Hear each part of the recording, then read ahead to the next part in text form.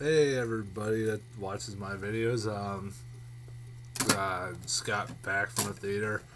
Uh, got my 3D glasses. Uh, you see on the camera, it's G.I. Joe 3D glasses.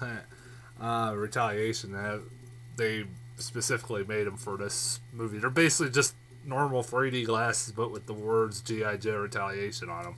If you can't see them. Uh, uh, before I get to my review of that movie, real quick, I want to send a special shout out to my uncle, Doug Herlinger, who he's watched my videos in the past and there have been a critique. He's critiqued my critiqueness. That makes I don't know if that's a word. Whatever, screw it. And he's watched my videos and has told me numerous times about my language on these videos and everything else, that I should use better language. So I'll try to do that specifically for him. But I want to send a shout out to him, and I don't know if he'll get the chance to see this, but he's right now having open heart surgery. I believe he just got out of it, and I hope everything goes good. And I hope you get to watch this video, and I hope you get to hear my message as this is going out to YouTube and everything else. Like I said, I want to send a shout out and hope you get better. So anyways, just got back from G.I. Joe Retaliation. I was, just to give you my quick thoughts on the original G.I. Joe The Rise of Cobra. I liked the original. I seem to be the only one who actually liked the original. I gotta put these damn things over. Alright. I liked I actually was one of the only people that liked the original G.I. Joe movie. I remember going into it, I had very low expectations because I saw the trailer and I knew from the trailer it looked like crap. And I was not a fan of Channing Tatum at the time and all that stuff like that. A lot of the people that were involved in it, and I didn't have very high, like I said, high expectations, and because of that, they ended up somewhat exceeding them. It was a stupid little action. It was a senseless, I wouldn't call it stupid, but a senseless little action flick that was an entertaining popcorn flick. I think that's the best way you could put it. It was an entertaining popcorn flick. I was not really bored by. There had some good moments in it, so this one, from when I saw the trailers back in about this time last year. I saw trailers for this movie about this time last year, because if you don't know, this was supposed to come out back in June, but they pushed it back because for two reasons. One, they wanted to post-convert it into 3D, which I'll talk about, 3D. And two, they wanted to add more scenes of Channing Tatum, I guess. And because of that, they had to push it back all the way to now, which is really weird. And they did this, like, I think 4 weeks before the movie was actually supposed to come out. And from what I was told, a lot of people were not very happy about that, because I think they had toys already ready to come out for the movie and everything else, so they had to stop all shipment of toys and all that stuff, and that caused a lot of issues. So this movie has been supposed to come out for about a year now. I've been getting this has been about a year amount of hype for this movie, and it looked a lot like this was going to be a lot better, and because it had Bruce Willis, The Rock, and everything. My boy The Rock, who I'm a huge wrestling fan. I love The Rock. I'm not calling him Dwayne Johnson, but people like that were in this movie. It looked like it was gonna be a lot better, and so I went into with about the same amount of hype that I had for the first one, a little bit more, because this one looked like it could be a little bit better. And so coming out of it, I thought, honestly, an entertaining action flick, and just like the first one, I kind of have the same feelings like I did it with the first one, but I like this one a lot better, if that makes sense, because, like I said, it's got a lot more credible people as action stars in this flick than it did in the first movie. The first movie had like Channing Tatum, Marlon Wayans, and Sienna Miller. It did have Joseph Gordon-Levitt, who ended up becoming Cobra Commander, but he's not in this movie. Just to let you know, he's not in this movie. Channing Tatum is the only one from the first movie that is in this movie. I'll take that back. That and Zartan, guy who became the president at the end of the movie. The first one is in this too, but only very briefly. But yeah, this one's got people like The Rock, Bruce Willis, and even Ray Stevenson. I didn't know he was in this. Sweet. It has Adrian Palacki, who's pretty good, and all that stuff like that. I think a more believable female lead than Sienna Miller, honestly. But yeah, it had a lot more credible action stars, and The Rock. I think The Rock is a lot more charismatic than Channing Tatum. A hell of a lot more charismatic. He can carry an action movie more than Channing Tatum can, because he is the star. And as for Channing Tatum, yeah, I will get a little bit of spoilers, but this is something that's been kind of already known for a while. That this is the second movie this year that's came out so far this year. It involves has Channing Tatum in the starring Bill, and within 30 minutes of the movie, Channing Tatum dies. Yeah, he dies like when their compound, Joe's compound, is ambushed by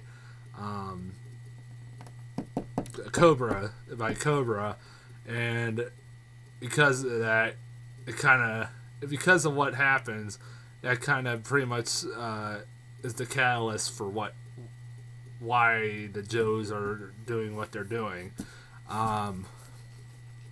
And yeah, like I said, the other movie that Channing Tatum didn't live in was Side Effects, which sorry if I spoiled that movie for you guys, but you should go see that movie. And I'm not spoiling. Trust me, I'm not spoiling the whole movie by revealing that he dies in the end, or 30 minutes in the movie. Hold on, I gotta get a drink. But he died. He was one of the reasons why, like I said, that this movie got pushed back, because I guess during test screenings, he what did they say? I guess there's complaints that there was not that much of him, and it didn't show much of the relationship between Channing Tatum and Channing Tatum's character Duke and The Rock's character Roadblock, who, from what you see in the movie, are best friends and colleagues and all that stuff like that. And they're really good friends, and Channing Tatum hangs out with Rock and his little girls, and because of that, they decided to add more scenes with them both in there. And that's one of the issues with this movie. One is minor. It's minor. But you could tell what was tacked on. There were scenes that are obviously tacked on late in the game that didn't need to be in there. Especially the beginning scene where they go into the DMZ zone in North Korea and get a guy or whatever. It's at the beginning of the movie, and then for some reason, after they get out of the DMZ zone, they realize it was run by the Joes or something like that, or I don't know what the hell happened. I can't remember. It was really confusing. It was never mentioned again.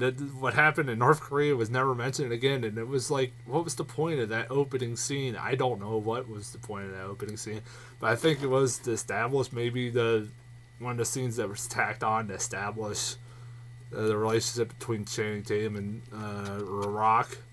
They also like the next scene is like I think Channing Tatum at The Rock's house, like playing with his daughters, and that sounds really weird.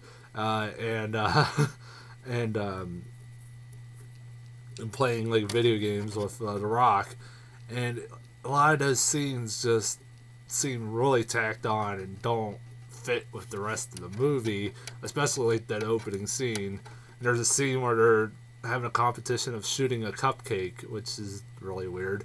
But luckily, like I said, if you didn't like the first one and didn't like Channing Tatum in this one, or the last one, he's not in this movie very long, so yay! I mean, I didn't mind him in the first one. He was all right, but he's not a very good actor. But he's not. He's getting better. I'll give him that. He's getting better as an actor over the years. Also, the 3D. Like I said, this movie was post converted in 3D. This wasn't shot in 3D. I believe. I'm pretty damn sure about that. And yeah, the 3D, I would recommend not watching this in 3D. It's not very good 3D. Other than one certain scene, which is the scene where Snake Eyes and what's that girl's Jinx go on a mountain, or you've seen this in the trailer, where they're in the mountains fighting these ninjas, trying to steal Storm Shadow so they can get information out of him. And yeah, it's like a really great scene, and the 3D is really used well. Like the depth of field and everything else is really used really well. There's stuff flying at you flying at you and stuff in 3D, and it actually looks really well done. That sequence is really well done even without the 3D. I give it that. That was really well done sequence. I really like that. What other things? Like I said, Bruce Willis is in this movie, but he's as like the original Joe. He's really good, but he's very not in this movie that much. The Rock, like I said, is a really well done lead. I guess I could always talk about the ending. This movie is not as absurd until about the very end, where I'm not going to reveal too much, but there's a scene where basically at the end of the movie where all the world leaders are meeting, and the guy who's trying to pretend to be the president gets all these world leaders to meet, and he wants them all to give up their nuclear weapons. And what ends up resulting is that they end up playing a game of chicken with their nuclear weapons. They all basically shoot their nuclear weapons into the air, and you're like, what? It's like, oh, come on, really? I don't know. It was like they're basically playing a game of chicken, and it's like not even noticed by anybody that all these nuclear weapons shot off into the air. I mean, it would make headlines all over the place. Like, holy crap! Every nuclear weapon every country had is shot off, and it would have caused obliteration to the whole Earth. Planet Earth, for God's sake. No freaking buddy would live. It is a little absurd. And then, this is kind of going to spoilers, so sorry. And then they decide to heed to the president's demands, and they destroy their nuclear weapons. They explode in midair, and as weird as that sounds, they detonate, or they destroy their nuclear weapons. And then the president decides, and you've seen this in the trailer. If you've seen the trailer, you've seen this, and you probably wonder what the hell is going on. He decides to reveal that he has a weapon which is called a satellite called Zeus, where they can position it over any country they want, and this satellite will shoot out a steel rod instead of a missile or nuclear weapon, and will obliterate when it like the rate this steel rod is going. And it'll fall from space, obviously, and the rate it's going will, when it lands on whatever country it's flying over, it will just completely obliterate everything in sight. Obviously, I mean, at the rate it was going, and so to test that out, you've seen this in the trailer. I know if you've seen the trailer, you've seen this.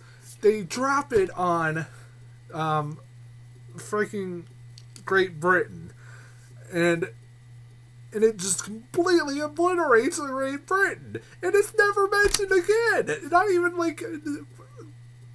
by the end of the movie. Like, yeah, we just lost Great Britain. You know, that's a big freaking deal, people. I mean, it's not mentioned after it happens. It's not mentioned again.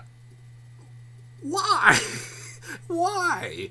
It's like, I mean, no, literally, it like everything blows up. I mean, it's, if you see the trailer, you see that scene, you're like, what the hell? And it does happen, and it's never mentioned again. No impact. And weirdly enough, if I remember correctly, the ambassador, the president of France, is the one that gets upset about it, not the guy from the UK, the Great Britain. And you're like, why is the guy from France getting mad? It's, I mean, I know they're next to each other, but maybe they got destroyed. I don't know, but I don't know. It is a little like, Jesus criminy. That's something you can't just like ignore.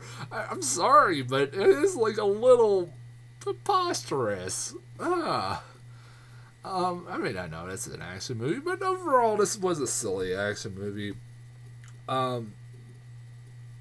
And it was a lot better than the first one. And like I said, the fact that the guys that they got as the lead are a lot better than the people they had in the lead of the last one. That made the movie a lot better. And yeah, the movie was absurd, but action movies nowadays, you know, it is also. I'm gonna love this movie to be rated R. There's a lot of shootouts and stuff like that, and they hide from the violence. And I know this movie was geared, has an audience of like little kids, so that's understandable. But there's some pretty dark things in this movie, not really for little kids. A lot of people die, but yeah, it's. Oh, another thing I forgot to mention that was really absurd was the Storm Shadow, the revelation of the backstory of Storm Shadow. There's something to have that basically you find out that the fact that Storm Shadow turns evil could have been easily avoided if they just some people would just talked it out. Oh yeah, by the way, speaking of bad acting, RZA, that rapper RZA, is sensei or something to Snake Eyes and something like that, and he's a really bad actor. Don't act, dude. I haven't seen The Man with the Iron Fist, but I heard it was really bad. I heard he was really bad. If he's as bad as he was in this movie and than he was in this, yeah, he's a bad actor. Yeah, but also, I had, along with these 3D glasses, I could have got a poster with the movie, of the movie. If you went to go see it, you got a poster, but I said, nah, I don't want a poster. What am I going to do with a poster? It was very generic. Also, yeah, Regal is like promotional horrors right now with like movies. In every movie they usually promote ends up being pretty bad. Now,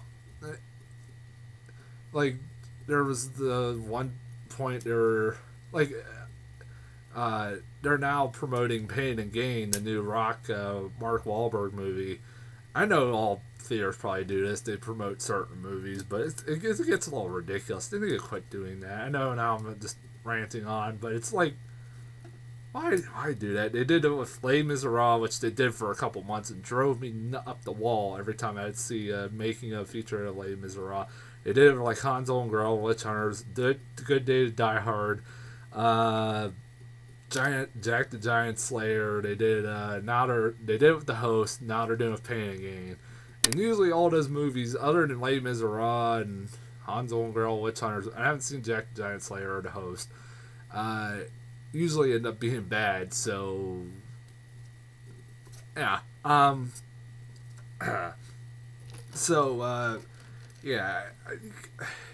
It kind of cracks me up with the promotion. Now I'm just rambling on. I'm sorry.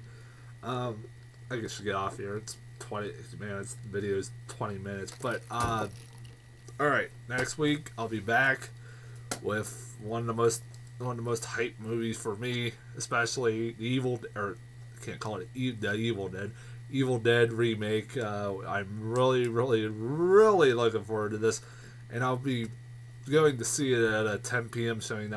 They're not doing midnights anymore, but my theater ain't doing midnights anymore. They just do 10 p.m. showings, which is fine.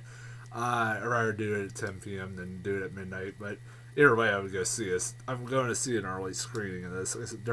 I've been hyped for this movie a lot, and really looking forward to it. I'll be back next week with a review for it. Hope you really like these videos. By the way, anybody who watches these, my last video, Spring Breakers, was my most viewed video out of them all, like 24 viewers. Thank you guys very much. Really appreciate it. Give me feedback. I love doing these.